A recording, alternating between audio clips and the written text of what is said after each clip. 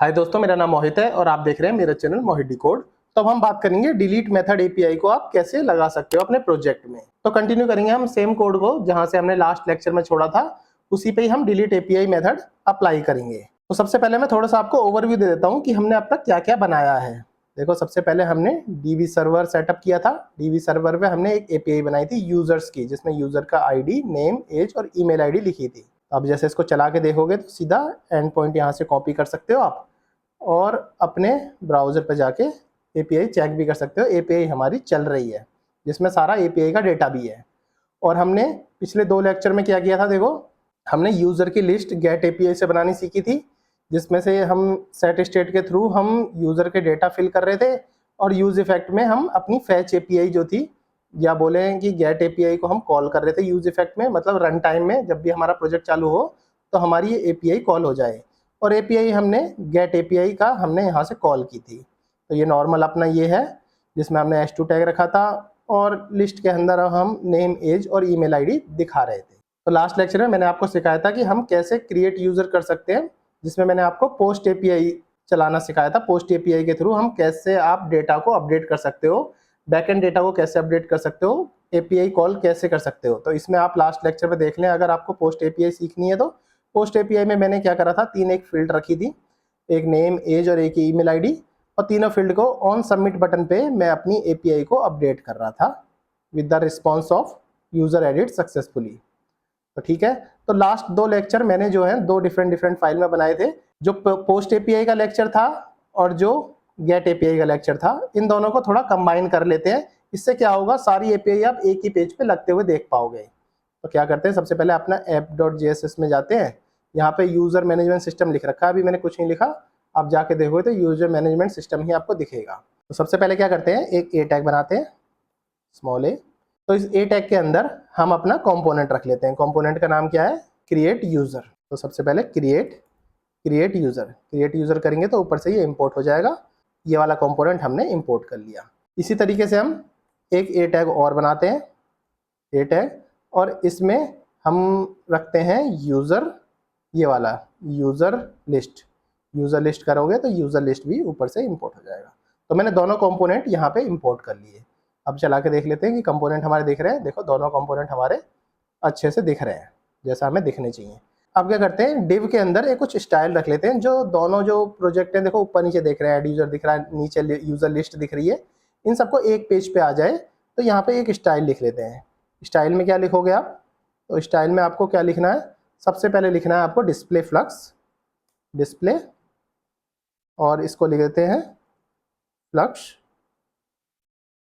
और अब लिखते हैं जस्टिफाई कंटेंट, और इसमें लिखते हैं स्पेस अराउंड,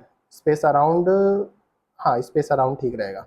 अब जब से लिखते हैं हम तो ये अगल बगल में आपको दिखने लग जाएंगे। देखो, ये यूज़र मैनेजमेंट यहाँ लिख गया, एड यूज़र यहाँ, यूज़र लिस्ट यहाँ। तो यहाँ से क्या करते हैं, यूज़र मैनेजमेंट को यहाँ से कट कर लेते हैं। तो सिंपल इतना रहने देते हैं, एड यूज़र और यूज़र लिस्ट। यहाँ पे सारी आपकी गेट एपीआई से लिस्ट हो गई। यहाँ जो भी आप अपडेट करोगे यहाँ लास्ट में अपडेट हो जाएगा। फॉर एग्जाम्पल आप यहाँ पे लिखते हो मोहित टेस्ट, और यहाँ पे लिखते हो test23@gmail.com, और यहाँ पे लिख देते हो एज 20 और सबमिट करते हो, यूज़र एडिट सक्सेसफुली। और इस कोड को रिफ्रेश करके देखते हो तो देखो मोहित टेस्ट जो है यहाँ पे दिख गया। तो इस हिसाब से हमारा दोनों, ये पोस्ट एपीआई के थ्रू बताया था मैंने, ये गेट एपीआई के थ्रू बताया था। अब क्या करता हूँ, एक डिलीट बटन बताता हूँ एज पेज के नीचे। अगर उस डिलीट बटन को आप प्रेस करते हैं तो वो पर्टिकुलर फील्ड जो है वो डिलीट हो जाएगी। इसके लिए क्या करना है, पहले यूज़र लिस्ट पे जाए, यूज़र लिस्ट में यहाँ पे एक बटन बना दो, बटन में आप यहाँ लिख दो डिलीट। जैसे आप डिलीट लिखोगे तो यहाँ एक डिलीट बटन दिख जाएगा। जैसे मैंने बताया था, यहाँ पे पहले डिलीट बटन करेंगे, फिर एपीआई कॉल करेंगे, फिर रिमूव करेंगे रो को यूआई के थ्रू। तो इस हिसाब से चलते हैं। पहले एक डिलीट बटन बनाया, तो डिलीट बटन पे एक ऑन क्लिक लगाना पड़ेगा। जैसे आप ऑन क्लिक लगाओगे तो यहाँ पे लिख लो हैंडल डिलीट, ठीक है। हैंडल डिलीट, एक हैंडल बना लिया आपने। अब क्या करेंगे, हम ऑन क्लिक के हैंडल डिलीट पे हम अपनी डिलीट एपीआई क्लिक करेंगे। डिलीट एपीआई मैं बताऊंगा आपको कैसे करते हैं। जैसे ही पोस्ट एपीआई के लिए हम मेथड पोस्ट लिखते थे, उसके लिए मेथड डिलीट होगा। पहले लिखो कॉन्स्ट, ये डिलीट एपीआई, इसके बाद इजिकल टू एसिंक लिखना है आपको। एसिंक इसलिए क्योंकि एपीआई एसिंक्रोनस होती है, तो एसिंक अवेट से हम करते हैं। तो एसिंक लिखा आपने, एक ये फंक्शन बना लिया जिसके अंदर देखो आईडी लिख दी मैंने यहाँ पे। ये आईडी हमें कहाँ से मिलेगी, यहाँ से। तो यहाँ से कैसे मिलेगी, अभी तो मैंने कुछ नहीं लिखा, तो यहाँ पे एक एरो फंक्शन बना दो। जैसे आप एक एरो फंक्शन बनाएंगे तो डिलीट के आगे आपको यहाँ से एक आईडी पास करनी पड़ेगी। तो ये यूज़र उठाओ, यूज़र डॉट आईडी। तो आईडी के बेस पे ये जो आईडी मिलेगी हमें इस मैप के अंदर, इस आईडी के बेस पे हम डिलीट करेंगे डेटा को। ठीक है, हमने एक यहाँ से आईडी पास करी, वो आईडी ऊपर से आईडी के रूप में हमें मिल गई। अब क्या करते हैं इस पर, पहले एक मैं कॉन्स्ट ले लेता हूँ। कॉन्स्ट में एक यूआरएल, यूआरएल में देखो अपना यूआरएल है, जो हमारा यूआरएल था ये वाला यूआरएल, सिंपल ये यूआरएल है यूजर्स तक। यूजर्स के हमने देखो बैकटिक यूज करा है, स्ट्रिंग नहीं, बैकटिक के अंदर मैंने डॉलर करके इसमें आईडी लिख दी है। आईडी पास करना जरूरी है, जब भी आप आईडी के थ्रू हैंडल कर पाएंगे। तो ठीक है, अब क्या करते हैं आप करो लेट रेस्पॉन्स। रेस्पॉन्स में जैसा कि हमने पुराने लास्ट लेक्चर में करा था, response is equal to await लिखना है।